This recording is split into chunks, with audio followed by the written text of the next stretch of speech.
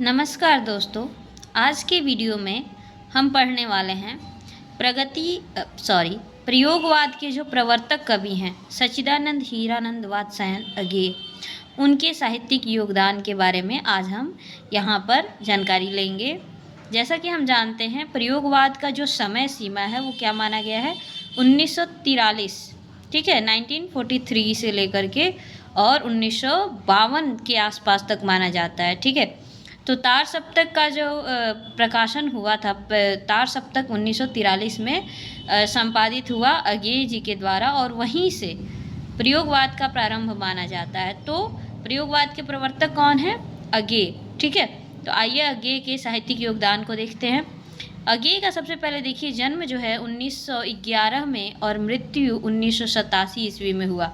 अज्ञेय के काव्य संग्रह की अगर हम बात करें तो उनके काव्य संग्रह है भग्नदूत, ये उनका पहला काव्य संग्रह 1933 में, चिंता 1942, इत्यलम 1946, हरी घास पर क्षण भर 1949, बावरा अहेरी 1954, इंद्रधनुष रौंदे हुए ये 1957, अरि ओ करुणा प्रभा में 1949, आंगन के पार द्वार 1961, कितनी नावों में कितनी बार 1967, क्योंकि मैं उसे जानता हूँ 1970, सागर मुद्रा 1970, पहले मैं सन्नाटा बुनता हूँ 1974, महावृक्ष के नीचे 1977, नदी की बांक छाया पर 1981 और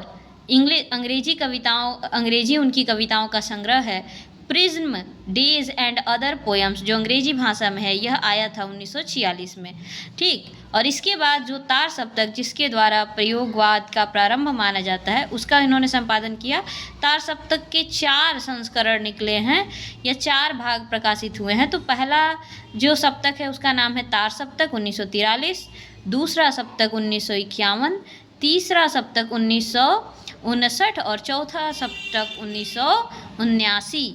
तो देखिए तार सप्तक का पहला और जो दूसरा सप्तक है, पहले सप्तक को तार सप्तक कहते हैं और जो दूसरा सप्तक है 1951। तो पहले और दूसरे सप्तक के संपादन तक क्या चल रहा था? प्रयोगवाद चल रहा था। और दूसरे सप्तक के बाद 1954 के आसपास से नई कविता शुरू हो जाती है। तो तीसरे सप्तक और चौथे सप्तक के जो कवि आते हैं वह सब नई कविता के अंतर्गत आ जाते हैं, ठीक है। तो यहाँ ये भी पूछ देता है कि चारों सप्तकों के नाम ध्यान रखिएगा। पहले सप्तक का नाम पहला सप्तक नहीं है बल्कि तार सप्तक है, फिर उसके बाद दूसरा सप्तक, तीसरा सप्तक, चौथा सप्तक, इन चारों का संपादन अज्ञेय जी ने किया था और चारों में 7 कवियों की कविताओं का संकलन है।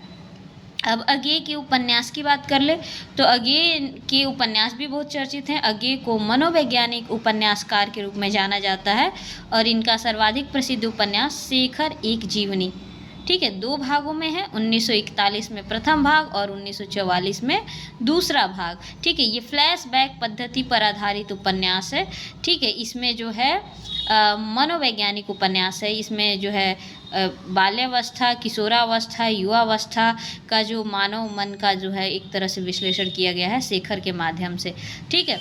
और फिर नदी के द्वीप उपन्यास आया उनका 1951 में, अपने अपने अजनबी आया 1961 में, ठीक है। तो शेखर मनोवैज्ञानिक उपन्यासकार हैं और अस्तित्ववादी दर्शन भी इनके उपन्यासों में दिखता है, जैसे नदी के द्वीप या अपने अपने अजनबी में, ठीक है। तो इनके उपन्यास अति महत्वपूर्ण हैं। इनके कहानी संकलन को भी देख ले। इनके कहानी संग्रह हैं विपथगा 1937 में, परंपरा 1944 में, कोठरी की बात 1945 में, शरणार्थी 1948 में, जयदोल 1951, अमर वल्लरी 1954, ये तेरे प्रतिरूप 1961, ठीक है। तो देखिए इनका एक बहुत चर्चित कहानी जो अक्सर कोर्स में लगता है वो क्या है? वो है रोज कहानी, ठीक है, रोज, जिसको गैंग्रीन के नाम से भी जाना जाता है उस कहानी को, वो उनकी बहुत चर्चित कहानी है। और ये हो गए इनके कहानी संग्रह विपथगा, परंपरा, कोठरी की बात, शरणार्थी, जयदोल, अमर वल्लरी, ये तेरे प्रतिरूप। अब अज्ञेय जी के यात्रा वृतांत भी बहुत ही चर्चित हैं। तो इनका यात्रा वृतांत 2 हैं, 2 इसके खंड हैं। एक है अरे या यावर रहेगा याद, अरे या यावर रहेगा याद 1953 में आया, और एक बूंद सहसा उछली 1960 में आया। ये इनके 2 यात्रावृत्त हैं। संस्मरण इन्होंने लिखा स्मृति लेखा नाम से 1982 में, और इनके निबंध संग्रह भी हैं, जो कि ललित निबंध इन्होंने लिखा है सब रंग नाम से, ठीक है। और इनके ललित निबंधों का संग्रह ललित निबंध इन्होंने किस नाम से लिखे हैं? कुट्टी चाटन के नाम से, जैसे कि उसमें अपना नाम इन्होंने कुट्टी चाटन दिया है, ठीक है। ये आया था ललित निबंध इनका सब रंग 1953 में, ठीक है। और इनकी आलोचनात्मक पुस्तक कौन सी है? त्रिशंकु आलोचनात्मक पुस्तक है त्रिशंकु 1945 में, आत्मनेपद 1960 में, और अद्यतन 1977 तथा संवत्सर 1978 में, ठीक है। और इनकी पत्रिका कौन सी थी? इन्होंने एक पत्रिका भी निकाली भवंती नाम से 1972 में, तथा इन्होंने प्रतीक पत्रिका का संपादन भी किया है 1947 में। तो ये अज्ञेय जी हिंदी साहित्य में एक महत्वपूर्ण कवि के रूप में आते हैं। कवि भी हैं, उपन्यासकार भी हैं, कहानीकार भी हैं, और ये आप जैसा कि जानते हैं अस्तित्ववादी इनके रचनाओं पर मतलब अस्तित्ववादी दर्शन का प्रभाव देखने को मिलता है।